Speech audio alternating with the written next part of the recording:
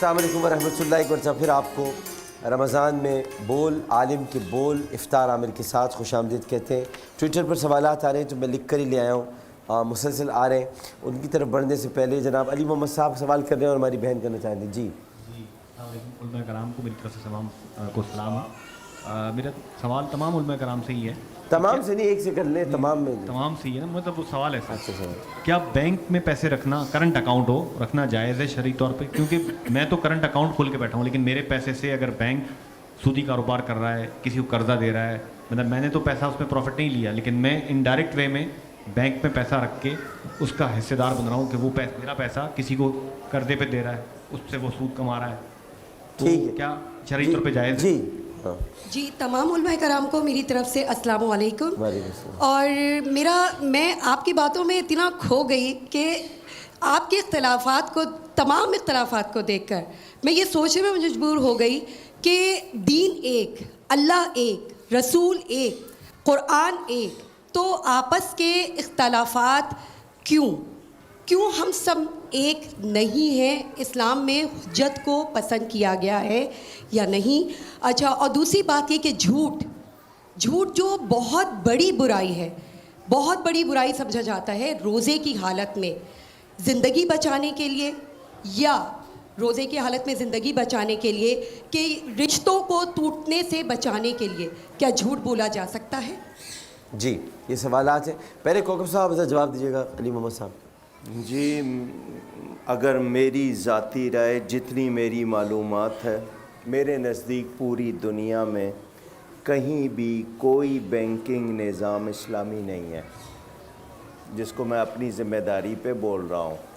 یہ جو اسلامی بینکنگ کے نام پر بات کی جاتی ہے، میرے نزدیک یہ لفظوں کا تغیر ہے، سود سے کوئی بھی خالی نہیں ہے۔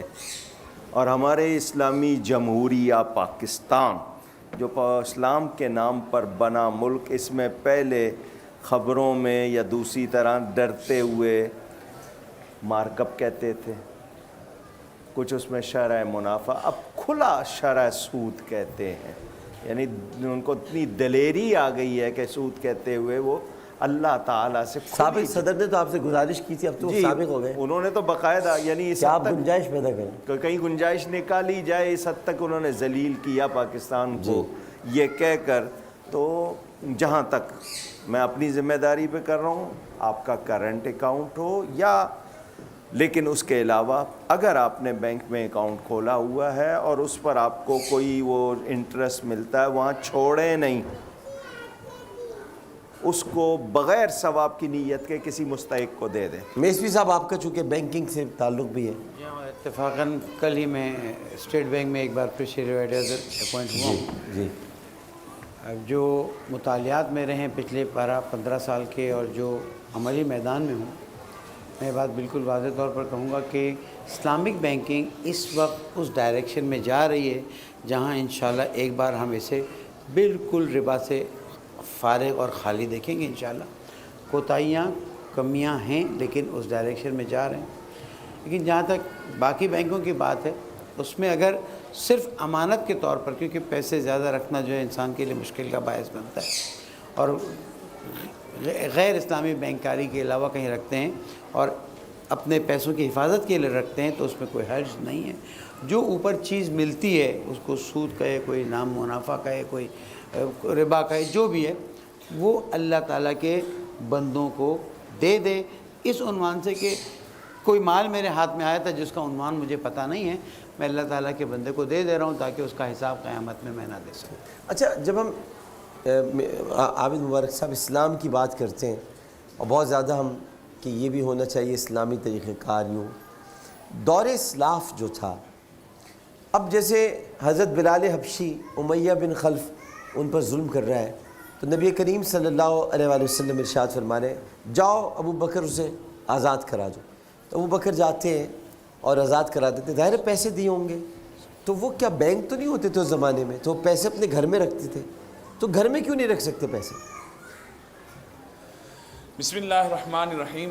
سب سے پہلے تو ٹو دا پوائنٹ جو جواب ہے وہ یہ ہے کہ کرنٹ اکاؤنٹ کھولنے میں کوئی حرج نہیں ہے، اور کرنٹ اکاؤنٹ ہم سبھی لوگ کھولتے ہیں، اور फी ज़माना इसके बगैर गुजारा भी नहीं।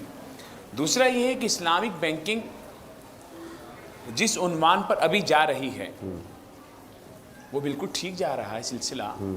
सूद और कन्वेंशनल बैंकिंग से बचकर आपको कोई ऐसा तो सिस्टम देना था जिसमें लोग एडजस्ट भी हो जाएं और सूद जैसी लानत से भी बच जाएं। जिसने आपने साबिक सदर की बात की कि उन्होंने गुंजाइश मांगी थी, तो जो साबिक वज़ीर आज़म हैं उन्हीं के गले में ये तौक है कि इनकी पहली हुकूमत ने स्टे लिया हुआ है, सूदी सिस्टम का खात्मा कर दिया गया था इस मुल्क से। नहीं, उसके बाद अभी इन्होंने एप्लीकेशन दी थी इस हुकूमत ने सूद की गुंजाइश के लिए। सूद की गुंजाइश ये भी किया है इन्होंने कहा। वो जो 93 वो 92 से वो चला आ रहा है, 92-93 में अभी कुछ और थे, अभी ये कुछ और है। हाँ, तो अब ये जो गुनाह है ये भी इनके जिम्मे है। अब आपने जो बात की कि घर पे रख सकते हैं कि नहीं, तो बिल्कुल रख सकते हैं। अभी भी सियाने लोग रखते हैं, समझदार लोग रखते हैं, लेकिन कुछ कवानीन इस मुल्क में और तमाम जगहों पे रहने वालों ने ऐसे बनाए कि इतना पैसा आपके पास होगा तो आपको डिक्लेयर करना है, आपको बताना है और फिर उसका मगर क्यों बनाए? मैं हिसाब पूछता हूँ कि उस ज़माने में तो नहीं थे ये कवानीन। आप इस पर भी तो बात कीजिए ना कि मैं अपना पैसा अगर बैंक में रख देता हूँ, घर में नहीं रखता हूँ, तो मैं उसको निकालना चाहता हूँ, उस पर मुझसे फिर टैक्स मांगा जाए। टैक्स मांगते पहले पूछते इतना क्यों निकाल रहे हैं, क्या ज़रूरत है, फिर वजूहात भी उनको बतानी पड़ती है बैंक को। हाँ जी, तो अब ये जो गलत कर रहे हैं उनको गोली छुट्टी और जो सही करना चाह रहे हैं। शरई तौर पर आप अपने पैसे को अपने तरीके से इस्तेमाल कर सकते हैं। हज़रत उस्मान तो सारा अपने घर में रखते थे। हज़रत उस्मान ने कुआं बनवा दिया, पैसे ला के दे दिए, और घर से सामान लाए, घर से पैसे लाए। और ये जो FBR कवानीन बना रहा है, इसमें बहुत से कवानीन जुल्म पर मबनी है।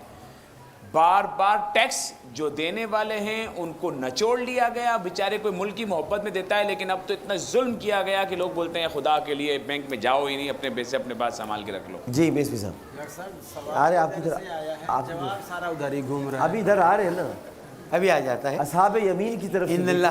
जी देखिए आमिर भाई, उस ज़माने की करेंसी और आज की करेंसी में ज़मीन आसमान का फ़र्क है। जी, उस ज़मान की करेंसी में सोना और चांदी था जिसकी अपनी ज़ाती कीमत थी, जिस पर हुकूमत स्टैम्प ज़रूर लगा के राइज कर देती थी ताकि बार बार उसको चेक ना करना पड़े, लेकिन उसकी एक अपनी अहमियत थी। और अगर आज वो राइज हो जाए तो फिर से बहुत से सूदी मसाइल हमारे हल हो जाएंगे। आज का पैसा जो करेंसी राइज तो हुई थी, आपने उसको नहीं चलने दिया सब लोगों ने। उसी की तरफ बस पहुंच जाता हूँ। आज की जो करेंसी नोट है उसका प्रॉब्लम ये है कि उसमें नोट की हकीकत क्या है कि सिर्फ एक ज़मानत है, उसके अलावा कुछ नहीं है, और उसके रेट भी जो हैं वो इंटरनेशनली आगे पीछे होते हैं। अब मसला ये है कि अगर सोना चांदी हो तो इंसान कहीं तिजोरी में रख दे। आज अगर ये करेंसी नोट हमारे घरों में पड़े रह जाएंगे और बैंक में हम नहीं डालेंगे तो इंडस्ट्रीज़ चलना प्रॉब्लम आ जाएगी, और बहुत बड़ा प्रॉब्लम। देखें, मेरे लाख, इनके लाख, अगर सबके लाख लाख मिला दिए जाएं तो 10 लाख बन जाएंगे। 10 लाख में एक कारोबार चल सकता है। एयरलाइन इंडस्ट्री चलाने के लिए अरबों डॉलर की ज़रूरत होती है। जब तक ये पैसे न मिलें तब तक इन इंडस्ट्रियों को चलाया नहीं जा सकता। हमारे चैनल्स नहीं चल सकते हैं, इंटरनेशनल शिपिंग नहीं हो सकती। इसलिए करेंसी नोट्स को वापस बैंक में बुलाया जाता है, उस पर सो कॉल्ड एक मुनाफा दिया जाता है जिस पे एतराज़ है और जिसके बारे में गुफ्तगू अलग से रही और की जाएगी।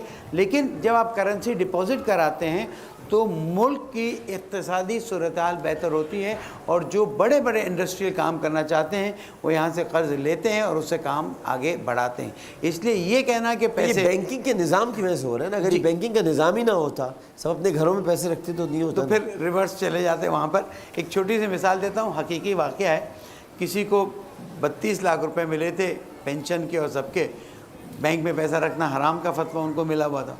उन्होंने अपने डीप फ्रीज़र में रख दिया था, ठंडे रहे ताकि वो गए सफ़र में, वापस आए, डीप फ्रीज़र बिजली जाने की वजह से के एहसानात के तौर पर बिजली गई, वो सब सड़ गया।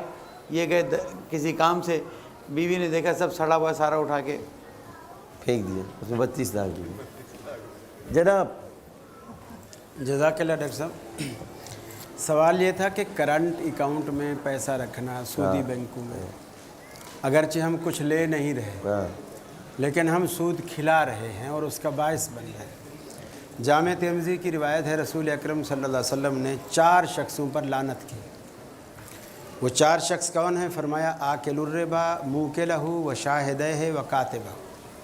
सूद खिलाने वाला, सूद खाने वाला, उस पर गवाह बनने वाला और उसे लिखने वाला, मुहर्रिर, मुंशी, सही। क्लर्क। अब अल्लाह के रसूल ने उन पर लानत की जो सूद खा भी नहीं रहे, खिला भी नहीं रहे, सिर्फ गवाह बने हैं। और जिसने सिर्फ लिखा है उसने भी ना लिया है ना दिया है। तो जो करंट अकाउंट रखने वाला है ये उनको सूद खिलाने का बायस बन रहा है। सूदी बैंकें आज चल ही करंट गलत अकाउंट। महल में हदीस पढ़ रहे हैं, ये गलत महल में हदीस है। मेरी बात पूरी होने दीजिए। ये सब असल में हम सब के मैं ऊपर कहता रहा हूँ, बात है कि ठीक बात आपकी उसके बाद कीजिए। चले। करंट अकाउंट अगर आज सूदी बैंकों में करंट अकाउंट बंद कर दिया जाए, लोग अपने पैसे निकलवा लें, सूद, ये सूदी बैंकें जितनी है सारी ठप हो जाएंगी। ये चल ही करंट अकाउंट पे रहें, इसलिए कि करंट अकाउंट में अमाउंट भी बड़ा रखा जाता है, वरना ये PLS पे छोटे अमाउंट होते हैं, इसमें बड़ा अमाउंट होता है और इसी पर ही बैंक चल रहे हैं। अलबत्ता इस्लामी बैंक और ये जो करंट अकाउंट सूदी बैंकों का है ये बतौर अमानत के अपने पास रखते हैं और उस अमानत से फिर ये बिज़नेस करते हैं। जब से अमानत से वो बिज़नेस ना करें, हाँ अगर उन्होंने कर्ज़ लिया होता, जिस तरह इस्लामी बैंक कर्ज़ लेते हैं, करंट अकाउंट जो इस्लामी बैंकों का है ये बतौर कर्ज़ के लेते हैं, उन्हें ये इख्तियार है, वो उस पर कारोबार भी कर सकते हैं, नफ़ा हो नुकसान हो जो भी हो वो उनका है। लेकिन जिसने रखवाया है, जिसने कर्जा दिया है, उसको वो पूरी रकम देने के पाबंद है जो इस्लामी तरीके के मुताबिक। अब उनका इतराज़ सुन के फिर आपका जवाब दें। जी।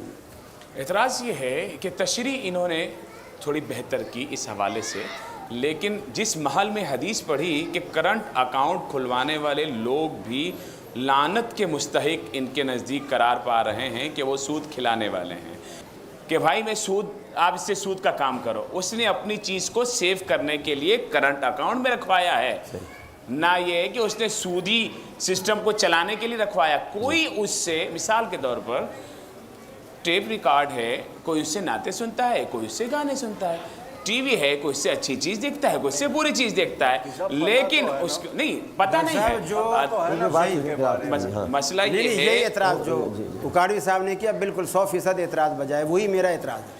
पता नहीं भाई जी बिल्कुल बिल्कुल वही मेरा एतराज़। क्या हो गया? 5 खजूरें और लाए इसमें आज इफ्तार का मौका। एक खजूर से क्या बनेगा, डब्बे लाए। हाँ तो इसलिए जो है वो सूद खिलाने वाले के ज़ुमरे में वो नहीं आता। सूद खाने वाला, जैसे कि कोई शख्स किसी को पैसे दे और कहे भाई इसके बदले में मैं मजीद इतने ज़्यादा लूँगा, सामने वाला भी जो है वो ज़्यादा दे रहा है। उनका भी जवाब दिया। जी देखिए, सूद ऐसा बदतरीन गुनाह है कि उसमें माविन बनने वाला भी गुनाहगार होता है, और इसी वजह से अल्लाह के रसूल सल्लल्लाहु अलैहि वसल्लम ने उसको लिखने वाले और गवाह बनने वाले पर भी लानत फरमाई है। उसके रसूल से जंग है। जी, अल्लाह और रसूल से जंग भी है, सूरह बकरा की आयत है। तो माविन करंट अकाउंट खुलवाने वाला भी बनता है, उसमें कोई दो राय नहीं है। अलबत्ता अब सवाल रहा ये कि क्या करंट अकाउंट हम खुलवा सकते हैं, क्या हम उसमें अपना पैसा सेव कर सकते हैं? तो बअम्र मजबूरी कर सकते हैं कि हम अपने घर में पैसा सेव नहीं कर सकते हैं, वहाँ से चोरी हो जाता है, वहाँ से डकैती हो जाती है, हम उसके ऊपर वहाँ गार्ड नहीं बिठा सकते हैं, इतनी हमारी हिम्मत नहीं है और इतना हम अफोर्ड उसको नहीं कर सकते हैं, तो बअम्र मजबूरी उसकी इजाज़त दी जाती है। लेकिन जहाँ तक माविन बनने का सवाल है तो माविन बिल्कुल वहाँ भी बन रहा होता है। जी, मेरे जहन में ये बात आ रही है कि जब पैसा हम घर में नहीं रख सकते और इसकी सेफ्टी के लिए हमें करंट अकाउंट में रखना ज़रूरी है, तो क्या घर से लोग भैंसें नहीं खोल के ले जाते? हमें भैंसें भी बैंक में बांधनी चाहिए। ये इस्तेदलाल कहाँ, नोट कहाँ, हमें भैंसें भी घर में बांधनी चाहिए। रात को घर में सोते में लोगों को लोग कत्ल नहीं करके चले जाते, तो फिर हमें 4 पहियां भी बैंकों में जाके डालनी चाहिए। तो जिस तरह अपनी जान की हिफाजत करते हैं, जिस तरह अपने माल की बाकी की हिफाजत करते रोजा लग रहा है, उसी तरह पैसे की भी हिफाजत करें। सही बात, भैंस की भी करें। मैं तो खैर इस बात पे मैं अपनी कि घर में पैसे होने चाहिए। दूसरी बात यह है, दूसरी गुजारिश ये है कि अगर आप घर में पैसा सेव करते हैं तो वो ब्लैक मनी और वाइट मनी का केस भी आपका शुरू हो, मनी लॉन्ड्रिंग, उससे भी तो बचना होता बताएं ही ना। हाँ ये बात कही ना, आप किसी को बताएं ही नहीं। हाँ वाक़या बता रहा हूँ। एक साहब ने अपने घर में पैसे रखे थे, मेरे एक दोस्त ने जिन्होंने ये सवाल पूछा, उन्होंने पैसे अच्छे खासे रखे थे, उनकी बीवी ने उनके पीठ पीछे 3-4 लाख रुपए अपने घर वालों को दे दिए। वो बेचारे रोते रह गए कि मैं बैंक में रखता तो ज़्यादा अच्छा था, मेरे बगैर पूछे दे दिया। वो बैंक रिश्तेदार जो ले गए وہ آپ سے بھی نہیں کیے, کھا گئے وہ. انہوں نے فریزر میں جلائے, آپ نے سسرال میں بھجوائے, مجھے نہیں معلوم. اچھا, ہماری بہن کا سوال تھا کہ سب ایک کیوں نہیں ہوتے جب اللہ, اور دوسرا حصہ ذرا اس کا پہلے جلدی دے دے جواب. کیا کسی کا گھر بچانے کے لیے یا معاملات صحیح رکھنے کے لیے روزے میں جھوٹ بول سکتے ہیں؟ آپ کا جو پہلا سوال ہے ایک کیوں نہیں ہے, اس میں بہت تفصیل کی ضرورت ہے. مختصر بات آپ کے لیے, جو اصل عالم ہیں, جو دین سے اللہ سے وفادار ہیں, وہ لڑتے نہیں ہیں. آپ لوگ انہیں لڑواتے ہیں. یہ عوام کے مطالبے ہیں کہ ایسا کر دو, ایسا کر دو, پیسے دے کے کوئی فتویٰ نکلوانے کی کوشش, تو وہ اس طرح کے لوگ بک جاتے ہیں یا دشمن کے اعلیٰ کار بن کے لڑواتے ہیں. مسلمان خود نہیں لڑتے, ہمیں لڑوایا جاتا ہے, تو ہمیں سمجھنا چاہیے. اللہ ہمیں ہدایت دے. باقی یہ کہ 3 موقعوں پر جہاں جھوٹ بولنے کی اجازت دی گئی کہ وہاں سچ بولنا گناہ ہے, ان میں سے ایک یہ ہے کہ میاں بیوی میں, بہن بھائی میں, 2 مسلمانوں میں صلح کرانی ہو اور ایسا جھوٹ جس سے نقصان نہ ہوتا ہو تو وہ بول دیا جائے, تو اس کو منع نہیں کیا گیا. ٹھیک ہے, لیکن وہ صورت ہو تب, اس کو عادت نہ بنا لے. لیکن وہ آپ لوگ کر سکتے ہیں. بزرگان دین تو ایسی نگاہ رکھتے تھے کہ وہ تب بھی سچ بول دیا کرتے تھے. غوث پاک نے جب ان کے وہ پیسے باندھ کے ان کو بھیجا تو بتایا میری ماں نے یہاں پر, ڈاکو تو قتل کر سکتا تھا. بالکل جی, اس پر تو کوئی مسئلہ نہیں ہے. کوئی مسئلہ, یہ تو واقعہ ہے نا اپنی جگہ. ہاں ہے, انہوں نے سچ بولا تھا. جی بالکل صحیح. آخری 2 منٹ ہے, کوئی سوال کر لیں جی, آڈینس سے لے لیں. ہاں جی, مائک دیجیے گا ادھر. السلام علیکم. جی ایک سوال ہی میں ٹویٹر کا کر لوں, آپ جلدی سے بتا دیجیے گا. اگر بلڈ ٹیسٹ یا شوگر چیک کرنے کے لیے فنگر پرک کی جائے تو روزہ تو نہیں ٹوٹے گا؟ مطلب جب بلڈ ٹیسٹ کرتے تو تھوڑا سا خون نکلتا ہے. خون جتنا مرضی نکالنے میں کوئی حرج نہیں, ڈالنے میں حرج نہیں, اندر خون ڈالنے, مطلب یہ کہ اندر باہر نکالنے خون نکال. جی ہاں ٹھیک ہے, آپ کیجیے گا جی. السلام علیکم عامر بھائی. میرا سوال یہ تھا کہ میں جاب کرتی ہوں تو وہاں پر نا مطلب میک اپ کا کہتے ہیں کہ کر آئیں آپ نا, تو روزے کی حالت میں کیا میک اپ کر سکتے ہیں, لائک لپسٹک وغیرہ؟ جی, ہمارے ہاں مردوں کو کہتے ہیں ٹائی لگا کے آئیں, عورتوں کو کہتے ہیں ننگے سر آئیں, میک اپ کر کے آئیں. ایسا مطالبہ کرنے والے بلا شبہ شدید گناہ گار ہیں.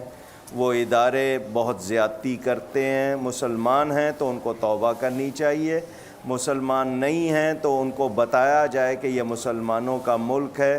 ڈراموں میں, ہمارے فلموں میں, ہمارے اشتہاروں میں یہ بے راہ روی جتنی بھی آئی ہے, اللہ تعالی ہمیں اس سے بچا لے. یہ بہت بری بات ہے. بجائے سروں کو ڈھکوانے کے کھلوانا, میک اپ کروانا, پتہ نہیں کیوں ایسا کیا جا رہا ہے. ہم سوائے افسوس کے اور کیا کریں. آواز بلند کر سکتے ہیں, وہ ضرور کر رہے ہیں کہ یہ ظلم بھی ہے, گناہ بھی ہے, برائی بھی ہے. ٹھیک ہے, کچھ کہنا ہے آپ نے؟ 10 سیکنڈ.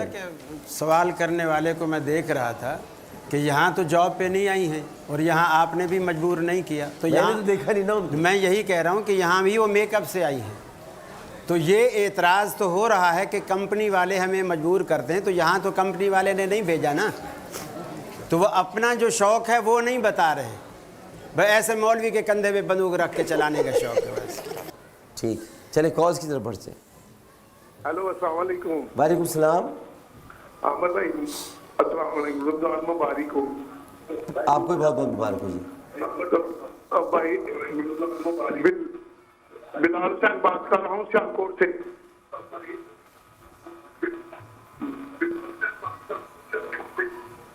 عبدالوہاب صاحب کال ایک میں آپ کو مشورہ دوں گا, پہلے خود سن لیا کریں. ہاں جی, آپ کریں سوال.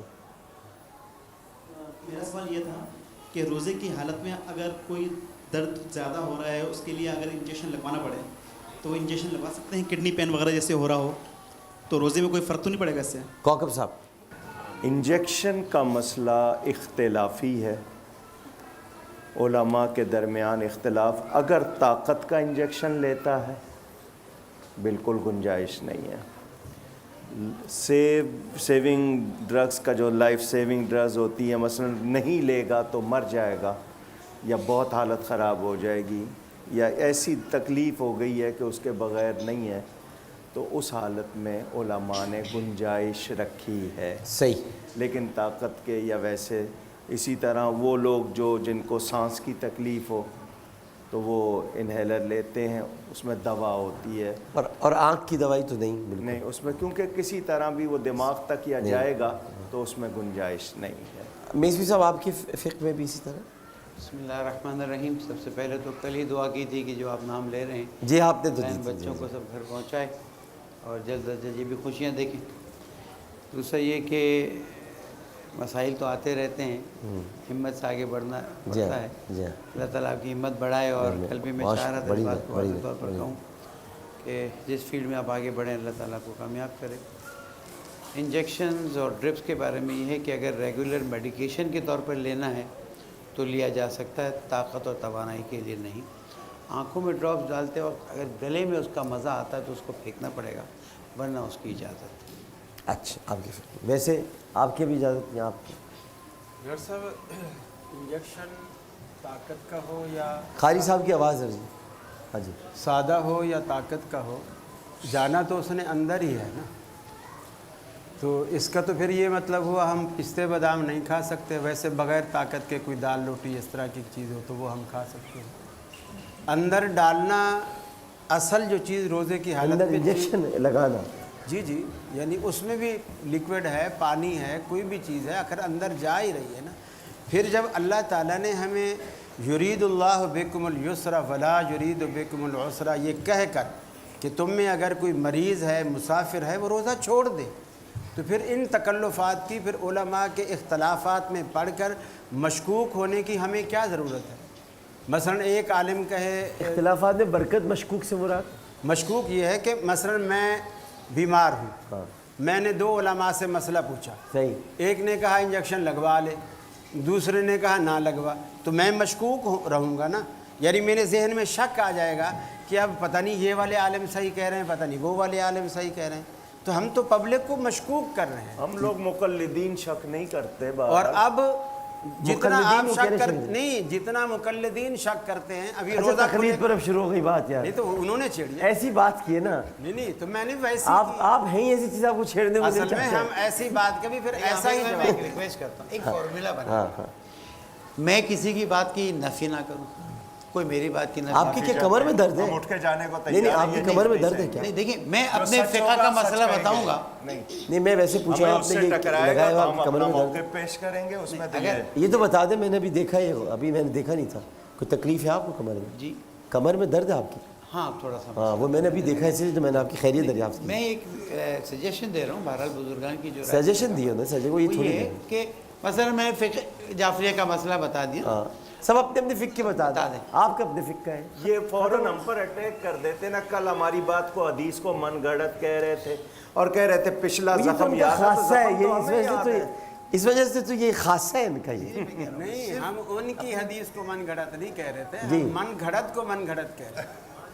اور وہ انہوں نے خود کہا موضوعات کبیر، موضوعات کبیر میں جواب دیا ہے اس کا. ہاں وہی موضوعات جب جواب دے رہے اس کو امام صحابی لکھ رہے ہیں. مقصد موضوعات کبرا کا مطلب یہ ہے سب سے شوق ہے، آپ کو شوق ہے فضائل کے لیے محبت کی حدیثوں کو نہ ماننے کا نہ مانے. نہ صحیح ہے، کوئی بات نہیں مانے. آپ کی بات یہ ہے کہ اندر یعنی انجیکشن لگوانے سے تو فائدہ نہیں ہے. نہیں روزہ ٹوٹ جائے گا. ٹوٹ جائے گا. دیکھیں کتنا خوبصورت جواب آ گیا. دیکھا جب روزہ ٹوٹ جائے گا. بس اچھا روزہ جو بسم اللہ الرحمن الرحیم، روزہ جو ٹوٹے گا آپ کا کام کر دیا میں ویسے ہی بتا رہا ہوں. نہیں رہا جی آپ کو جو کام تو کر دیا میں. اچھا تو قاری صاحب کے ہاں ہو سکتا ہے کہ ان کے ہاں انجیکشن سے روزہ ٹوٹ جاتا ہوگا، لیکن فقہاء نے لکھا ہے کہ ڈائریکٹلی اگر وہ دوا آپ کے معدے میں نہیں جا رہی ہے اور کسی واسطے سے جا رہی ہے اور وہ ضرورت کی بنیاد پہ جا رہی ہے، بیماری کی وجہ سے انجیکشن لگ رہا ہے، تو اس سے روزہ نہیں ٹوٹتا ہے. اچھا ایک میں چھوٹی سی بات آپ کے ویسے بتانا چاہ رہا ہوں، آپ کی جواب تو بہت درست ہے. وہ جو آپ نے ایک بات کی تھی نا، لوگ دیکھ رہے ہیں مشکوک ہو جاتے ہیں. اصل میں دیکھنے والوں کا بھی تو کسی نہ کسی فقہ سے تعلق ہوتا ہے. جو آپ کو فالو کرتے ہیں وہ کہیں گے نہیں جو یہ کہہ رہے ہیں وہ درست ہے. جو ان کو فالو کرتے ہوئے کہیں گے.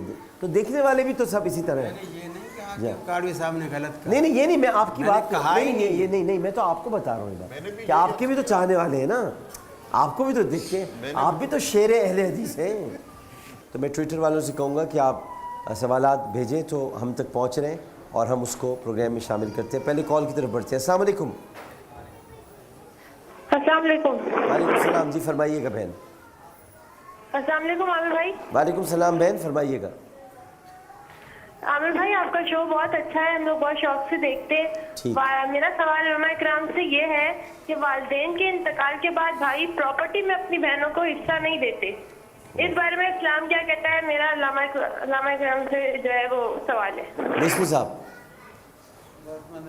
بات بالکل واضح ہے کہ پراپرٹی ہو یا کوئی اور مال ہو, وراثت میں بیٹے بیٹیاں شامل ہیں. درست ہے کہ 2:1 بیٹوں کو 2 حصہ ہے اور بیٹیوں کو 1 حصہ ہے, لیکن حصہ ہے اور قطعاً اس کو محروم نہیں کیا جا سکتا, اور جو محروم کرتا ہے وہ بہت بڑا گناہ ہے. عابد صاحب. بسم اللہ الرحمن الرحیم. اللہ رب العزت قرآن مجید فرقان حمید میں ارشاد فرماتا ہے یوصیکم اللہ فی اولادکم. اللہ رب العزت تمہیں تمہاری اولاد کے بارے میں وصیت فرماتا ہے, اور جب تقسیم فرمائی تو فرمایا للذکر مثل حظ الانثیین, لڑکے کو لڑکی کے مقابلے میں دگنا دیا جائے. جو لوگ حق مارتے ہیں, چاہے وہ پیسوں میں ہو, زمین میں ہو, پلاٹ میں ہو, حدیث پاک میں آیا جس نے کسی کی ایک بالشت جگہ بھی دبائی, زمین دبائی, کل بروز قیامت 7 زمینوں کا طوق بنا کر اس کے گلے میں ڈال دیا جائے گا, چاہے وہ بھائی ہو یا چاہے وہ کوئی رشتہ دار ہو. اور یہ ہمارے اس معاشرے کا المیہ ہے کہ جب بیٹی کی شادی ہو جاتی ہے تو کہتے ہیں جی بس جو لینا تھا جہیز میں لے گئی, اب اس کا کوئی حق نہیں ہے. یہ بالکل غلط بات ہے اور اسلام اس کی سختی سے مخالفت کرتا ہے, اور وہی تقسیم جو اللہ رسول نے فرمائی ہے وہ قیامت تک جاری رہے گی. بالکل ٹھیک ہے. جی آڈینس میں بھی ہے سوال تو آپ ان سے لے لیجیے. جی السلام علیکم. السلام. جی میرا علماء کرام سے سوال ہے کہ اکثر بیویاں مر جاتی ہیں تو شوہر کو صورت نہیں, اکثر سبھی مر جاتے ہیں. نہیں بیوی مر جاتی ہے نا, تو انتقال ہو جاتا ہے تو ان کا چہرہ نہیں دیکھنے دیتے ہیں شوہر کو, تو اس کے بارے میں پوچھنا چاہ رہی تھی. بسم اللہ الرحمن الرحیم. اتنا مضبوط اور محبت والے رشتہ ہے, لیکن اب ٹھیک ہے انتقال کے بعد وہ رشتہ ختم ہو جاتا ہے, لیکن پھر بھی ایک دوسرے کا چہرہ دیکھا جا سکتا ہے. میاں اپنی مرحومہ بیوہ کا چہرہ دیکھ سکتی ہے. قبر میں بھی اتار سکتے ہیں؟ قبر میں نہیں اتار سکتے, قبر میں اتار سکتے, چہرہ دیکھ سکتے. اس کے ننگے بدن کو ہاتھ نہیں لگا سکتا, کندھا دے سکتا ہے. جو لوگ کہتے ہیں کندھا نہیں دے سکتا, باقی جتنے دے رہے ہیں وہ کون ہے؟ خود سمجھ میں آنے والی بات ہے. کندھا دے سکتا ہے, دیکھ سکتا ہے, لیکن ننگے بدن کو چھو نہیں سکتا. اور قبر میں بھی نہیں اتار سکتا. قبر میں اگر کوئی اور اتارنے والا نہ ہو تو بامر مجبوری, ورنہ وہ یہ ہے کہ اس کے ظاہر بیٹا ہوگا, بھائی ہوگا. جی پلیز. حضرت فقہ جعفری کے لحاظ سے جس طرح شوہر بیوی کے مرنے کے بعد وراثت میں حصہ لیتا ہے, اسی طرح سے بیوی کے غسل و کفن کے تمام وظائف انجام دے سکتا ہے اور بیوی کے چہرے کو بھی دیکھ سکتا ہے. ٹھیک ہے. آپ. جی جزاک اللہ. میرا نسمی صاحب کے بالکل قریب ہے. سیدہ عائشہ صدیقہ رضی اللہ تعالی عنہا بیمار ہوئیں اور بڑی تکلیف کا اظہار کیا, تو نبی مکرم نے فرمایا عائشہ کیوں پریشان ہوتی ہو, اگر میرے ہوتے ہوئے تو فوت ہو گئی تو تیرے لیے اس سے اچھی اور کیا بات ہو سکتی ہے کہ میں خود تجھے غسل دوں گا, خود تجھے کفن دوں گا, خود تجھے قبر میں. استثناء ہے نا, مگر یہ ایسا نہیں, مسئلے آپ سے ہی ظاہر ہوں گے. دین کا منبع اللہ کا رسول ہے. میں پوچھنا چاہ رہا ہوں, میں ایز اے طالب علم پوچھ رہا ہوں, آپ لوگ میں اپنا موقع بیان کریں. میں اپنی طالب علم کیسے حدیث بیان نہ کریں, میں تو اپنی اس موقع میں حدیث آ رہی ہے تو میں حدیث میں پوچھ رہا ہوں, میری تعلیم تو فرمائیں گے نا, کہ میں یہ پوچھ رہا ہوں کہ استثناء یوں ہے جیسے نبی کریم صلی اللہ علیہ وسلم بہت عرصے فاقے بھی کیا کرتے تھے, تو انہوں نے کہا تم اس پہ قدرت نہیں رکھتے جتنے عرصے میں کرتا ہوں. انہوں نے بغیر دلیل کے, میں پوچھ رہا ہوں, یہ میں آپ سے ہی عرض کر رہا ہوں, انہوں نے بغیر دلیل کے ایک بات کی, آپ نے خاموشی سے سن بھی دی, مان بھی. یہی کہ بھی وہ اس کو قبر میں نہیں اتار سکتا, ہاتھ نہیں لگا سکتا, نہیں 3 لوگوں نے یہ نہیں کر اتفاق سکتا, کیا تھا وہ نا, نہیں تو کر میں چپ ہو گیا نہیں, یہ تھا. دلیل آپ کی الگ وہاں بات سے آئے گی, دلیل وہی ہوگی جو ان کے نزدیک ہے کیا؟ نہیں 3 لوگوں نے اتفاق کیا تھا نا. یہی تو میں بات کر رہا ہوں نا, آپ سن ہی نہیں رہے. آپ یہ کیوں کہہ رہے ہیں کہ میں نے بغیر دلیل اس لیے کہ آپ نے دلیل نہیں دی, آپ کے دل میں ہوگی. ان کی بھی دلیل تھی, ان کی بھی ہم دلیل, آپ کا دل نہیں الہام ہو جانتے گیا نا, کہ میرے پاس دلیل ان نہیں ہے. تینوں کی دلیل تھی. ظاہر نہیں ہوئی نا, تو ظاہر ہم تو ظاہر کو جانتے ہیں. ہمارے جو میں یہ بات میں کر رہا ظاہر ہوں, ہوں, مجھ کو جاننے میں مکلف ڈاکٹر ظاہر صاحب کا میں مجھے جب ایک حدیث آپ کو پیش کر رہا ہوں اس پر بھی آپ اعتراض کر رہے ہیں. نہیں میں تو پوچھ رہا ہوں. وہ اعتراض مجھ پر نہیں ہے, اعتراض نہیں کر رہا, وہ حدیث پر ہے. میں مر جاؤں میں اعتراض کروں حدیث پہ, میں تو کہہ رہا تھا استثناء ہے وہ. یہ استثناء ہم نہیں کریں گے, یہ استثناء کی صراحت بھی رسول اللہ صلی اللہ علیہ وسلم خود کریں گے کہ میرے لیے اس معاملے میں اللہ نے مجھے مستثنیٰ کر دیا. جیسے ہمارے لیے یہ ہے کہ ہم 4 سے اوپر شادیاں نہیں کر سکتے بیک وقت, نبی مکرم کے لیے استثناء ہے. یہ آپ نے خود اس کو استثناء کر دیا, حدیث میں قرآن میں اس کی یعنی وضاحت یعنی وہ خود جب فرمائیں گے جن بھی معاملات, یہ بات کیوں سمجھاتے جو مجھے سمجھائے نا, میں طالب علم ہوں, مجھے سمجھائے نا, مجھے کیوں آپ نہیں سمجھاتے؟ میں نے سمجھ لیا آپ کی بات. میں تو ٹھیک ہے سمجھ لی تو اچھی بات ہے. میں وہی کہنا چاہ رہا ہوں کہ جب اللہ کے نبی خود فرما رہے ہیں صحیح, تو آپ کسی غلط اور ناجائز کام کے لیے ایسا نہیں فرماتے. ٹھیک, بالکل صحیح. اصل میں 4 ایک جگہ پہ تھے, آپ ایک جگہ پہ تھے, میں اپنی تعلیم کے لیے آپ سے پوچھ رہا ہوں. اس میں بہت سی احادیث ایک برتن سے اکٹھے نانے, ہم ماسس پہ وہ نہیں کرتے ہیں تذکرہ, ان کو اتنی مزاج نہیں ہے کہ کہاں کہاں کس طرح لوگ سوچیں گے. ہم ان بہت سی باتوں کا ذکر نہیں کرتے ہیں. باقی رہی بات تو ہم ہیں مقلد. مقلد کا کیا ہوتا ہے, جب پوچھتا ہے تو وہ قرآن حدیث کے مطابق بات کرے گا, اس لیے اس سے دلیل نہیں مانگتے ہیں. انہوں نے اپنی طور پر جو لینا ہے یہ اپنا موقف بیان کرے, منع نہیں ہے. میں نے اپنے منع نہیں ہے. میں نے دلیل مانگی نہیں محترم, میں نے دلیل نہیں مانگی. آپ نے میرے پہ اعتراض کیا کہ میں بغیر دلیل کے بول رہا ہوں. نہیں کیا, آپ نے کہا ہے. میں نے صرف یہ بات کی کہ ڈاکٹر صاحب ایک طرف سے بغیر دلیل کے بات آئی, آپ نے مان لی, لیکن میری طرف سے حدیث بھی آپ کو برداشت نہیں. میں نے یہ پکڑا تھا, آج انہوں نے آپ کو پکڑ لیا. نہیں پکڑا, یہ تو بات ہی نہیں ہوئی. آگے چلتے ہیں, آج بھی وہی پکڑے بیٹھے. اچھا چلیں بھائی, ٹویٹر پہ سوال ہے, ٹویٹر پہ بیوی اور بچوں کے نصیب سے رزق ہوتا ہے کہ نہیں اللہ بس آپ, یہ ٹویٹر پہ سوال ہے. جی, اللہ تعالیٰ کے ارشادات کے مطابق جو بھی آتا ہے وَمَا مِن دَابَّةٍ فِي الْأَرْضِ إِلَّا عَلَى اللَّهِ رِزْقُهَا, تو اللہ تعالیٰ کے ذمہ کرم پر ہے, اللہ نے رکھا ہے. لیکن یہ اس بات میں کوئی شبہ نہیں کہ اگر زیادہ ہوں گے تو زیادہ رزق ہوگا. یہ کچھ کہاوتیں جو مشہور ہیں کہ جی وہ حدیث شریف کے مطابق نکاح کے بعد غنی ہو جانے کا ثبوت بھی ہے کہ فقیر ہے تو غنی ہو سکتا ہے, اللہ تعالیٰ کر دے گا. لیکن یہ کسی کے لیے خاص طور پہ منحوس کہنا یا سمجھنا یہ منع ہے, وہ نہ کہا جائے. بیٹا بھی, بیٹی ہو, بیوی ہو, ان سب کے ذریعے اللہ تعالیٰ آپ کے رزق میں برکت ڈالتا ہے, تو ہم کہہ سکتے ہیں کہ برکت ہو رہی ہے. لیکن یہ کہ نصیب اس کے نصیب کا مل رہا ہے, یہ میں نہیں کہہ سکتا کہ اس کی وجہ سے خاص کسی ایک کو کر دوں اور باقی کو نیگلیکٹ کر دوں. ہماری شادیاں تو برکت والی رہی نہیں نا. شادی میں جب تک ڈانس نہیں ہوگا, میوزک نہیں ہوگا, اس پہ بات اسراف نہیں ہوگا. یہ ذرا دیکھیے, اب اچھی بات ہے, اس پہ سب کرے بات. آپ شادی کے رسومات پر گفتگو کرنا لازمی اس لیے کہ جس طرح سے ناچ گانے شادی میں, کیونکہ رمضان کی فوراً بعد شادیاں شروع حضور اکرم نے فرمایا النکاح من سنتی, ہم سنت حضور اکرم کو زندہ کرنے جا رہے ہیں اور اس میں گناہ کی محفلیں سجا رہے ہیں, اور نامحرموں کے سامنے, اور نامحرموں کے سامنے سارا حرام کام کرنے جا رہے ہیں.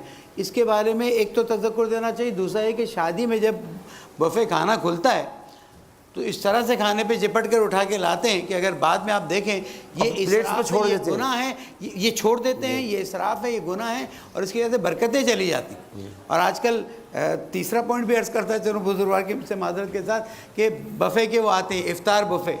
انسان افطار کے بعد زیادہ کھا ہی نہیں سکتا ہے, وہ اشتہار دے کے آپ کی اشتہا کو بڑھاتے ہیں اور جب آپ پلیٹوں میں لے کر بیٹھتے ہیں لوگوں نے, میں تو اسٹاف بفے میں نہیں جاتا, لیکن جو لوگوں نے دیکھا اتنا اسراف ہوتا ہے, اس سے برکتیں چلی جاتی ہیں. آپ نے اس میں میرا ذکر کیوں کیا بھائی جان؟ اب برا نہیں مانے گا. میں نے کب بفے میں نے کب بفے. مفتی صاحب اس میں ذرا کلام فرمائیے. یہ لوگوں کی اصلاح کے لیے یہ موضوع ہے, سب اصلاح کریں, کیونکہ یہ مہینہ شوال کا جب آئے گا شادیاں ہوں گی, وہی سب کچھ ہوگا, وہی لوگ سنتے تو ہیں لیکن عمل بھی تو کریں نا. آپ ویسے سب نیک بنتے ہیں, ہم سب نیک بنتے ہیں, لیکن یہ بڑی اچھی بات ہے جو ہم لوگ شادیوں میں کر رہے ہیں, یہ کوئی اچھی بات ہے. قرآن مجید فرقان حمید کو اس بارے میں جب ہم دیکھتے ہیں تو میرا رب عز و جل ہمیں یہ اختیار عطا فرماتا ہے کہ تم شادیاں کرو اپنی پسند سے. فَانْكِحُوا مَا طَابَ لَكُم مِّنَ النِّسَاءِ, 2 3 3 4 4 شادیاں کرو.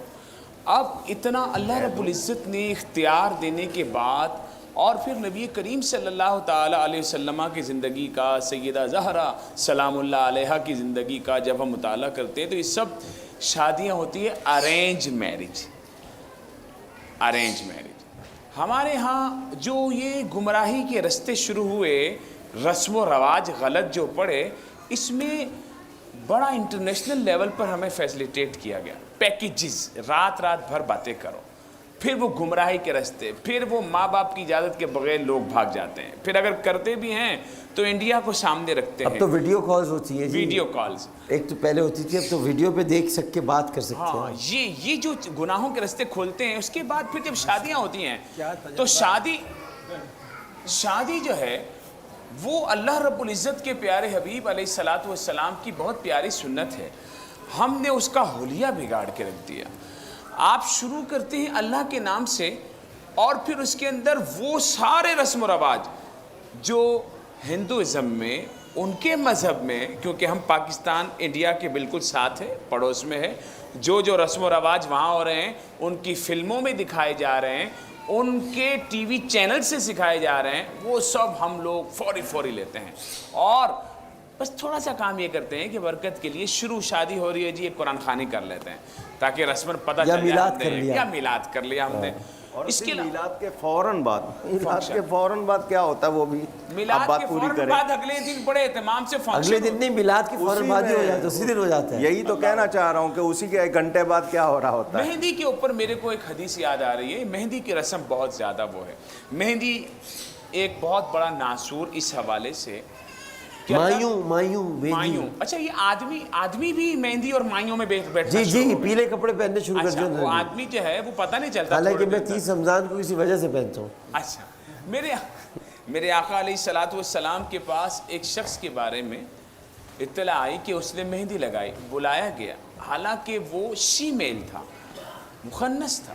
میرے آقا علیہ الصلاۃ والسلام نے اسے شہر بدر کر دیا کہ تم نے کیوں مہندی لگائی, یہ تو عورتوں کے لیے ہے, تم نے کیوں لگائی. آج یہ مرد جو ہے وہ مہندیاں لگا کے ڈیزائن بنا کر پھر وہ نکلتے ہیں, اور اس کے بعد وہ بے حیائی کے کام, ناچ گانا شادی سے پہلے دولہا دلہن کا سب کے سامنے, اور پھر جتنے, اور بعض شادیوں میں دلہا دلہن خود رقص کر رہے ہیں, خود, یہ بھی شادیاں ہیں. یہ اسحاق عالم صاحب, یہ آپ کا پسندیدہ موضوع ہے, آپ چاہتے ہیں ایسی باتیں ہوا کریں. آپ تو مجھے بار ترغیب دلاتے ہیں. ایک کریکشن, صرف ایک آپ کی بات سے پہلے, مرد حضرات مہندی بالوں میں لگا سکتے ہیں, مگر وہ تو کہہ رہے ہیں بس وہ اتنی وضاحت جو ہے. ویسے ان کا پسندیدہ موضوع کیسے ہے؟ اس لیے کہ یہ کہتے ہیں کہ ڈاکٹر صاحب آپ جب یہ محفل سجاتے ہیں تو کوشش کیا کریں کہ جو معاشرے کی برائیاں ہیں ان پر توجہ یہ فرماتے ہیں. تو بالکل آپ نے بجا فرمایا, اور مجھے یاد پڑتا ہے کہ گزشتہ سال کے ٹرانسمیشن میں بھی اس پر ہم سب نے مل کر بڑی تفصیلی اس پر بات ہوئی تھی. تو جہاں تک میں دیکھتا ہوں شادی بیاہ میں ڈاکٹر صاحب, سوائے نکاح کے اس عمل کے جو کہ ایک قاضی صاحب مولوی صاحب آتے ہیں نکاح پڑھانے کے لیے, سوائے نکاح کے اس عمل کے پوری شادی میں ولیمے میں کوئی بھی عمل مسنون نظر نہیں آتا. نہ وہ شادی سنت کے مطابق ہو رہی ہے, نہ وہ بچی کی رخصتی سنت کے مطابق ہو رہی ہے, نہ وہ ولیمہ سنت کے مطابق ہو رہا ہوتا ہے. دنیا جہاں کی ساری رسمیں ہم وہاں کرنی شروع کر دیتے ہیں, اور جب ان کو منع کیا جائے تو یہی کہا جاتا ہے کہ ایک بچی ہے اس پر تو ہمیں کرنے دیا جائے, اور جب وہ ایک ہو جاتی ہے کہتے ہیں کہ چلیں یہ پہلی میں ہوا تھا, اس میں نہ ہو تو یہ ناراض ہو جائے گی, پھر اس میں بھی کرنے دیا جائے, اور کچھ رہ گیا تھا تو اس میں پورا کر لیں گے. اور ڈاکٹر صاحب اس کے لیے باقاعدہ لوگوں سے کچھ آپ سے ادھر سے لون وغیرہ بھی لے لیتے ہیں، اور پھر اس کے بعد کافی عرصے تک یہ جو بچے اور بچی کے والد ہوتے ہیں یہ اپنے ان مقروضوں سے آنکھیں چراتے ہوئے پھر رہے ہوتے ہیں. تو ایسی رسموں کی وجہ سے ہم نے اپنے آپ کو اخروی اعتبار سے تو تباہ کیا ہی کیا ہے، لیکن دنیاوی اعتبار سے بھی ہم نے اپنے آپ کو کافی حد تک تباہ کر دیا ہے کہ ہم لوگوں کے بھی مقروض ہو گئے. ہم اللہ کے سامنے بھی شرمندہ، ہم مخلوق کے سامنے بھی شرمندہ، سوائے اس کے کہ صرف اور صرف اپنی اس بچی کو خوش کرنے کے لیے بہت ساری حرکتیں ہم نے کر دی ہیں. نبی کریم صلی اللہ تعالی علیہ وسلم کی حدیث ہے، بڑی خوبصورت بات ہے کہ زیادہ سے زیادہ بات آئی تھی برکت کی، کہ سب سے زیادہ برکت اسی شادی میں ہوتی ہے جس میں مشقت کم سے کم. جہاں مشقتیں بڑھتی ہیں وہاں شادیوں کے اندر سے برکتیں، رحمتیں اللہ تعالیٰ اس کو اٹھا دیتے ہیں. یہی چیزیں ہوتی ہیں سنت کے مطابق نیک عمل کر لینا، یہی آپ کی روزی میں برکتوں کا سبب اور ذریعہ بن جاتا ہے. قاری خلیمان جاوید صاحب. جزاک اللہ ڈاکٹر صاحب، ماشاءاللہ اچھی گفتگو سب نے کی. رسول اکرم صلی اللہ علیہ وسلم نے یہ بھی فرمایا کہ شر الطعام طعام الولیمۃ یدعا لها الاغنیاء ویترک الفقراء. یہ بھی فضول خرچی کا ایک بہت بڑا ذریعہ ہوتا ہے جس کے لیے ولیمہ کرنے والے قرض اٹھا کے ولیمے کرتے ہیں کہ ہم نے مالداروں کو بلایا ہے تو ان کے لحاظ سے جگہ بھی ویسی بک کرانی ہے، اسٹیٹس ویسا شو کرنا ہے، اور غریبوں کو بالکل بھی نہیں بلانا. اور اللہ کے حبیب نے فرمایا بدترین کھانا اس ولیمے کا کھانا ہے جس میں غریب مدعو نہ ہوں، صرف امیر لوگ مدعو ہوں، وہ بدترین کھانا ہے. تو جب اللہ کے رسول اس کھانے کو بدترین کہہ رہے ہیں تو بدترین کھانے میں برکت آئے گی کہاں سے؟ جب اللہ کا حبیب اسے بدترین کہہ رہا ہے تو برکت تو سوال ہی پیدا نہیں ہوتا. دوسری چیز یہ ڈاکٹر صاحب، میں خود حیران ہوتا ہوں کہ مثلا ویڈیو والے کو بلایا، دلہن گاڑی سے کیسے نکلی، جو دلہن سجی ہی دولہا کے لیے اس نے ابھی نہیں دیکھا ہے، ویڈیو والے نے دیکھ لیا، پہلے ویڈیو والا پہلے دیکھتا ہے. اس سے بدتر مثال دوں، ایک منٹ ٹھہریے گا. دلہن کو فوٹوگرافرز کے ساتھ اکیلے کمرے میں رکھا جاتا ہے کہ وہ شو فوٹو سیشن ہو. اللہ اور رسول کا عذاب نہیں آئے گا تو کیا آئے گا؟ آپ فرمائیے. وہ کس طرح گاڑی سے اتر رہی ہے، کس طرح سٹیج پہ چڑھ رہی ہے، کس طرح بیٹھ رہی ہے، سہیلیوں سے باتیں کیسے کر رہی ہے، سارا کچھ فلمایا جا رہا ہے. اب اس ویڈیو والے کو 60-70 ہزار روپیہ پیسہ بھی جو طے ہوا وہ بھی دیتے ہیں، دلہن بھی دکھاتے ہیں. اب میں کہتا ہوں اگر 15 دن بعد جب شادی ہو گئی، 15 دن بعد وہ ویڈیو والا اگر دوبارہ آ جائے اسی گھر میں اور کہے کہ میں 60-70 ہزار روپیہ تمہیں دیتا ہوں، ذرا دلہن کو بولو جلدی سے تیار ہو جا، میں مووی بنانے والا ہوں، تو وہ کیا کرے گا اس کے ساتھ؟ اس وقت اس کی غیرت جاگتی ہے. تو اب 15 دن پہلے اس کی غیرت کہاں مر گئی ہے؟ بات تو وہی ہے. اب وہ پیسے بھی نہیں مانگ رہا، بلکہ وہ یہ بھی اگر کہے میں 10,000 روپیہ دوں گا، دلہن کو جلدی سے تیار کرو، میں مووی بناؤں گا، مجھے کسی کو دینی ہے، تو اس وقت اس کی غیرت جاگے گی. بہت دور تک سوچتے ہیں.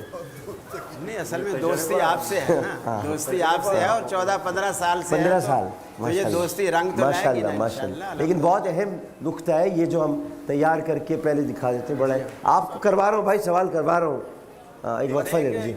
ایک منٹ ڈاکٹر صاحب، یہ انڈیا میرے خیال ہے اردو میں بھی مستعمل ہے وہ جملہ کہ سہاگن وہ جسے پیا چاہے.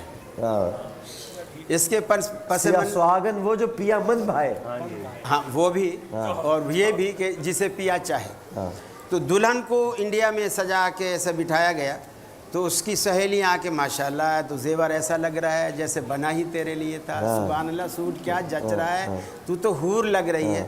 وہ چپ کر کے افسردہ بیٹھی ہے. اس کی اماں اس کے پاس آتی ہے، اسے کہتی ہے بیٹیا اگر تو اور کچھ نہیں کر رہی تو کم از کم مسکرا کے شکریہ ہی ادا کر دے، وہ تیری تعریف ہی کر رہے ہیں. تو اس وقت اس دلہن نے کہا امی یہ ساری دنیا بھی میری تعریف کرے، مجھے کیا فائدہ جب تک شوہر نہ کرے، جس کے لیے میں سجی ہوں جب تک وہ تعریف نہ کرے. کالرز بھی ہمارے ساتھ ٹیلی فون لائن پر موجود ہیں، اس کے علاوہ ہمارے ساتھ حاضرین بھی ہیں. تو پہلے ہم حاضرین سے سوال کر دیں. عبدالوہاب صاحب کیا کریں؟ اچھا تو بتا تو دیا کرو، آپ تو ایک دم کھجوریں تو کھا لی نا بھائی، اب تو منہ سے کچھ تو بول دو. ہاں جی، ہاں کال لے لیتے ہیں، مگر میں پہلے ٹویٹر کا سوال لے لیتا ہوں. کیا بیوہ عورت جو ابھی عدت میں ہے وہ کسی ضروری کام سے باہر نکل سکتی ہے کوکب صاحب؟ جی اس حوالے سے شریعت کے احکام یہ ہیں جی کہ 130 دن جی 4 مہینے 10 دن جی شوہر کی وفات کے بعد عدت ہے.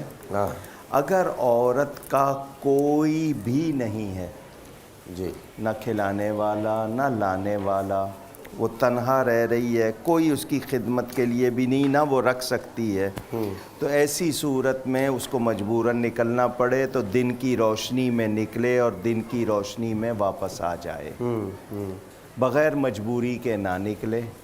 کیونکہ شریعت نے یہ جو ٹائم دیا ہے اس میں کچھ طبی فائدے بھی ہیں, کچھ اخلاقی بھی ہیں, کچھ ایمانی بھی ہیں, کچھ حیا کے تقاضے بھی ہیں. تو اس کے لیے یہ کہ بغیر مجبوری کے نہ نکلے, اگر نکلنا پڑے تو دن کی روشنی میں جائے اور دن کی روشنی میں واپس آ جائے, لیکن بناؤ سنگار سے الگ رہے. اچھا ایک سوال ٹویٹر پر, اس پر بحث بھی چل رہی ہے 3-4 لوگوں کے درمیان. انہوں نے پھر کسی نے ان کو نیچے گالیاں بھی دینی شروع کر دیں, آپس میں بات کر رہے ہیں.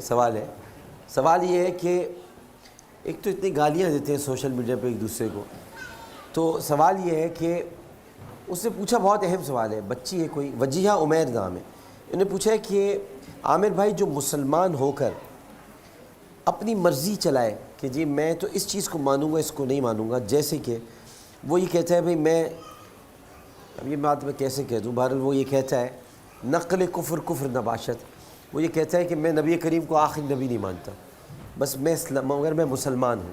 تو کیا اس کا ہمیں سوشل بائیکاٹ کرنا چاہیے یا نہیں کرنا چاہیے؟ ڈاکٹر صاحب مسئلہ یہ ہے کہ کوئی شرعی حکمران نہیں ہے جی, نہ ہی کوئی شرعی عدالت ایسی ہے جو ان چیزوں پہ گرفت کرے. وہ مادر پدر شترے بے مہار, جو ہے نا اونٹ جس کی کوئی مہار نہیں ہے, چھوڑا ہوا ہے اس طرح معاشرے کو. وزیر اعظم کو, قیادت کو کچھ کہہ دیں گے تو فوراً حرکت میں آئے گا. ناموس رسالت کے لیے یہ باتیں نہیں آتی ہیں ان کو. ایسا شخص جو اس طرح کی باتیں کر رہا ہے, ایک مرتبہ جانچ لیا جائے کہ ذہنی توازن کا مسئلہ تو نہیں ہے. صحیح ہو سکتا ہے پاگل ہو, اگر کوئی وہ دیکھ لیا جائے, لیکن اس کو بھی بند کیا جائے گا, کھلا نہیں چھوڑا جائے گا کہ وہ بکواس کرتا پھرے. لیکن وہ اگر اور کوئی اس کو تکلیف نہیں ہے تو ایسے شخص کے لیے شدید سزا ہوگی. یہ نہیں ہے کہ صرف اس کو کہہ دیا جائے کہ یہ غلط کہہ رہا ہے, اس کے لیے شدید سزا رکھی جائے تاکہ وہ نظام نہ بگاڑے. پہلا جواب جو دیا اس پہ ایک اور کہ میں اگر آپ کی اجازت ان سے اس پہ پوچھ لوں. قاری صاحب یہ بیوہ عورت کا مسئلہ تو بتا دیں, لیکن اگر بچوں کے علاوہ اس کا کوئی کفیل ہی نہ ہو, مطلب وہی ہو بس, پھر وہ کیا کرے, پھر بچوں کو کیسے پالے, مطلب بالکل الگ تھلگ ہو گئی ہے. پہلی بات تو ان کو سوال میں یہ وضاحت کرنی چاہیے تھی کہ جیسے انہوں نے کہا کہ میری کچھ مجبوری ہے, لیکن اس مجبوری کی انہوں نے وضاحت ابھی کی اچھا کہ میرے گھر میں کوئی کفیل ہی نہیں ہے. ہاں, تو اس کے لیے جو حضرت اکاڑوی صاحب نے فرمایا بالکل بجا فرمایا. وہ صبح اپنے کام کاج کو بھی جا سکتی ہے, کما بھی سکتی ہے, دوسروں کے گھروں کے برتن بھی مان سکتی ہے, لیکن رات کو اسی گھر میں آ کر کے ٹھہرے گی جس گھر میں اس کا خاوند فوت ہوا ہے. عدت کے دن وہیں پوری کرے گی, اپنی ضرورت کے سارے کام وہ کر سکتی ہے اگر اس کا اور کوئی کرنے والا نہیں ہے تو. صحیح. اعتکاف کے دوران جو قرآن پاک پڑھے جاتے ہیں کیا وہ مرحومین کو بخشے جا سکتے ہیں؟ عابد عمر سے بسم اللہ الرحمن الرحیم. سب سے پہلے میں عدت میں ہی ایک چیز ایڈ کرنا چاہوں گا. عدت چاہے وہ طلاق ثلاثہ کے بعد ہو یا شوہر کے مرنے کے بعد ہو, ان دونوں عدتوں میں قدر مشترک یہ ہے کہ بناؤ سنگھار سے دور رہے, بالکل بھی زیب و زینت نہ کرے, اس کو عدت کہتے ہیں. دوسرا, وہ مخصوص پیریڈ جو عدت کا ہے اس میں وہ شادی نہیں کر سکتی. یہ دو چیزیں اصل میں لوگ یہ سمجھتے ہیں ڈاکٹر صاحب کہ عدت جو ہے وہ اس چیز کا نام ہے کہ اب اعتکاف کی طرح پردے باندھے اور پھر اس کمرے میں بیٹھ گئی, اب باہر نہیں نکل سکتی. ایسا نہیں ہے. جہاں آپ کو ضرورت ہے بلا ضرورت آپ نہیں جا سکتی, ضرورت کے تحت آپ جا سکتی ہیں. بناؤ سنگھار اور نکاح سے آپ دور رہیں گی جو مدت ہے وہ. میں دیکھ رہا ہوں ٹویٹر پہ کوئی محمد وسیم صاحب ہے، وہ ہر چیز کا جواب دے رہے ہیں. تو یہ کون ہے بھائی محمد وسیم صاحب؟ تو آپ پلیز جواب نہ دیں، آپ کے سارے جواب الٹے اس میں پڑھ رہا ہوں. یہ علماء سے پوچھ رہے ہیں لوگ، وہ نیچے اسی میں کوئی محمد وسیم آگے سارے جواب دے رہے ہیں. تو پلیز ایسا نہ کریں، یہ بڑا مسئلہ ہو جائے گا. یہ یوٹیوب پہ اس نے اپنا چینل کھولا ہوا نہیں، وہ صاحب کوئی اور ہی ہے، میں اس لیے کہہ رہا ہوں. جی کالز دے دیں ذرا. السلام علیکم. جی ہلو السلام علیکم. جی فرمائیے. السلام علیکم جی. وعلیکم السلام. عامر بھائی آپ کو اور آپ کی ٹیم کو سب سے پہلے تو رمضان کی مبارکباد. بہت بہت شکریہ. جی جی میرا سوال یہ ہے کہ نماز میں وسوسوں کے بارے میں پوچھنا ہے کہ وسوسے بہت آتے ہیں، دھیان بھٹ جاتا ہے اور بعد میں بڑی گلٹی فیل ہوتی ہے کہ پتہ نہیں نماز قبول ہوئی کہ نہیں ہوئی. نماز میں وسوسے کوکب صاحب. وسوسے آنا بری بات نہیں ہے، وسوسوں میں لگ جانا بری بات. اگر یہ تنہا نماز پڑھ رہی ہیں، توجہ سے پڑھنا شروع کر دیں گی، وسوسوں سے نکل جائیں گی. ہلکی سی آواز بڑھا لیں گی تو وسوسوں سے نکل جائیں گی. وسوسے آنا بری بات نہیں ہے، لیکن وسوسے میں پھر کھو گئے تو آپ وہ جتنا اس کو بڑھاتے جاتے ہیں تو پھر آپ کا سارا وہ خشوع و خضوع جو کیفیت چاہیے وہ ختم ہو جاتی ہے. صحیح. تو نماز کے علاوہ وسوسے آتے ہیں تو کثرت سے لا حول پڑھیں، لا حول ولا قوت الا باللہ. یہ ویسے بھی جنت کے خزانوں میں سے چابیوں میں سے ایک چابی بھی ہے اور اس سے شیطان بھاگ جاتا ہے تو پھر اور کون سی چیز رہ جائے گی. بالکل صحیح. وسوسوں کے حوالے سے صرف ایک بات کہ وسوسے اسی کو آئیں گے جو ایمان والا ہوگا، کیونکہ شیطان اسی کا ایمان نکالنا چاہتا ہے. کہتے ہیں نا چور اس کے پاس جائے گا جو مال والا ہے، کنگال کے پاس نہیں جائے گا. تو ایمان والے کو ہی وسوسے آتے ہیں تاکہ اس کو کسی طرح بہکائیں، راہ راست سے ہٹائیں. تو جس کے پاس ایمان نہیں ہے اس کو وسوسے کیا آنے ہیں. تو وسوسے آنا بری بات نہیں ہے، اس میں لگ جانا. تو یہ کثرت سے لاحول پڑھیں، توجہ سے نماز پڑھیں انشاءاللہ. باقی قبولیت اللہ تعالیٰ. ہاں وسوسے آنا جیسے حضرت نے کہا انسان کے بس میں نہیں ہوتا ہے، وسوسے آ جاتے ہیں اور ہم اگر اس کو نکالنے کی نماز میں کوشش کریں گے تو وہ ہم اور وسوسوں میں الجھتے چلے جائیں گے. البتہ رسول اقدس صلی اللہ علیہ وسلم نے اس سے متعلق یہ فرمایا کہ بائیں کندھے کی طرف نماز کی حالت میں بائیں کندھے کی طرف تھو 3 دفعہ کرے اور اعوذ باللہ من الشیطان الرجیم، اعوذ باللہ من الشیطان الرجیم. سنن نسائی کی روایت. لیکن تھوکے نہیں تھے، تھوکے نہیں، ہاں وہی تھتکارے جسے تھتکار نہ کہتے ہیں. یہ برا خواب دیکھنے شروع کر پر دیا اس نے. تھتکارے تھوکے نہیں.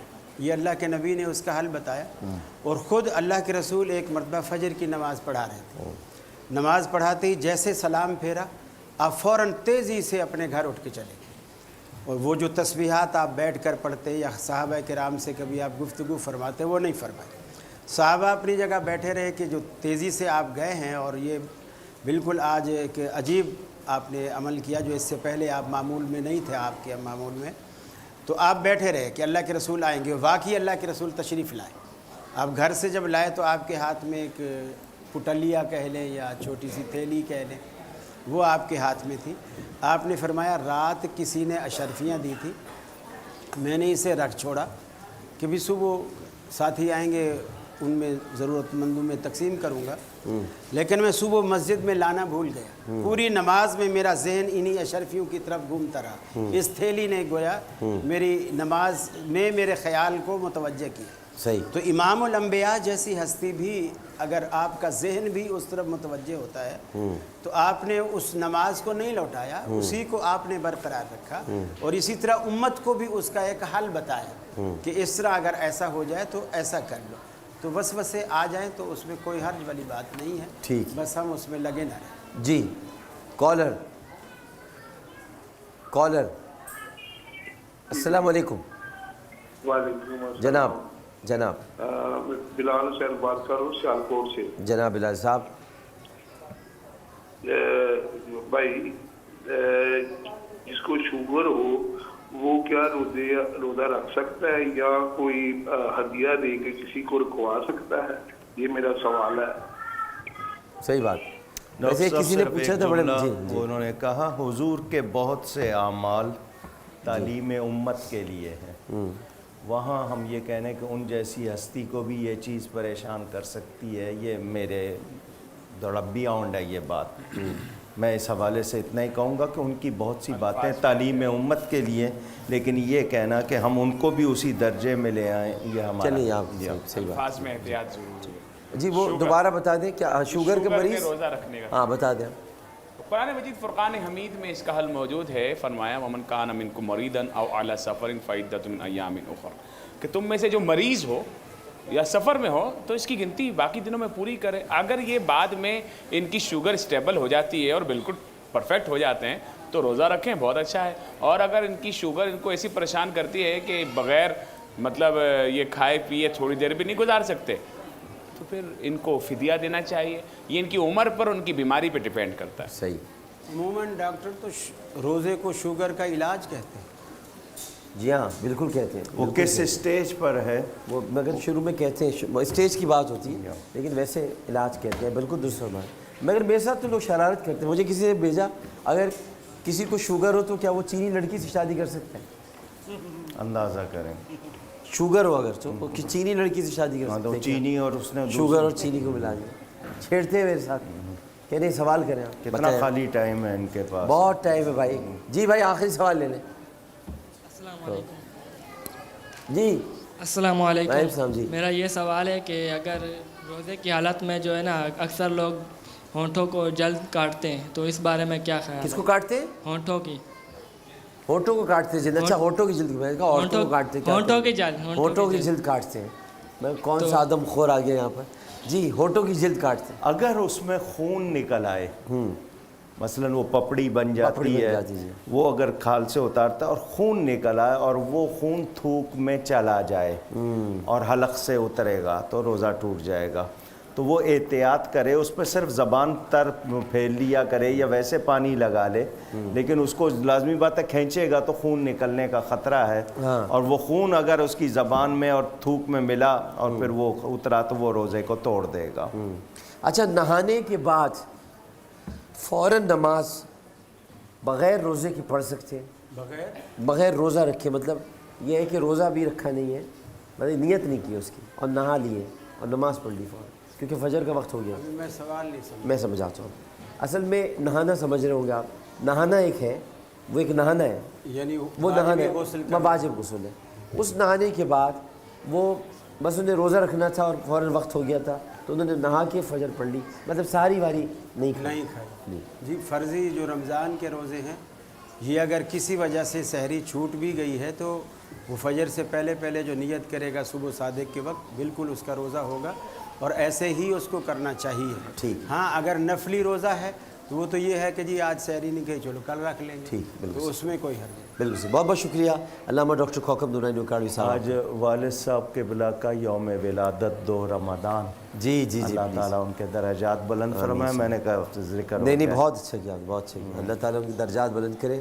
بڑے عظیم ہستی تھے اور ہم سے تو ان سے بڑی نسبت تھی، بہت پیار تھا. اللہ تعالیٰ ان کی درجات بلند فرمائے. مفتی عابد مظہر صاحب کا بہت بہت شکریہ. علی محمد خان صاحب آپ کا بہت شکریہ. آپ ایک خاص جملہ آخر میں کہتے ہیں وہ اپنے لیے کہتے ہیں. جی مجھ سے کہیں بھی گفتگو میں کوئی غلطی ہوئی ہو اللہ کی بارگاہ میں توبہ کرتا ہوں. جناب علی محمد علی شاہ صاحب آپ کا شکریہ. قاری صاحب آپ نے رکیس پہ رکے، آپ کا بہت بہت شکریہ. بہت پیار کرتے ہیں، آپ کی محبت ہے. اور جناب چھیپا صاحب آپ کا بہت بہت شکریہ. ناظرین محترم یہیں ہماری رمضان کی خصوصی نشریات اختتام پذیر ہوتی ہے بشرط زندگی. انشاءاللہ اللہ نے اگر زندگی رکھی، سانسوں میں یہی روانی رہی تو ملتے ہیں آپ سے سحر میں رمضان نشریات میں. لیکن عالم ایسے نہیں چلے گا کہ وقت 1 گھنٹہ بڑھا دیا گیا ہے. مطلب ظلم ہے، ظلم 11 بجے ایسے نہیں چلے گا کرو وہ 12 بجے ختم ہو، اس کے 2 گھنٹے بعد پھر رمضان ٹرانسمیشن کرو، پھر اس کے بعد 3-4 گھنٹے سو جاؤ، پھر صبح اٹھ کے یہاں پر آ جاؤ. یا اللہ رحم فرما مجھ پہ. تو میں بس گزارش اللہ تعالیٰ سے یہی کروں گا اور آپ سب سے بھی دعاؤں کی گزارش کروں گا. رخصت کی اجازت دیتا ہوں. انشاءاللہ ملتے ہیں آپ سے 11 بجے. ایسے نہیں چلے گا میں. پھر ملتے ہیں آپ سے 2 بجے سحر کی نشریات میں. پھر ہم سو جائیں گے. پھر ملتے ہیں آپ سے افطار میں نشریات میں. اللہ حافظ.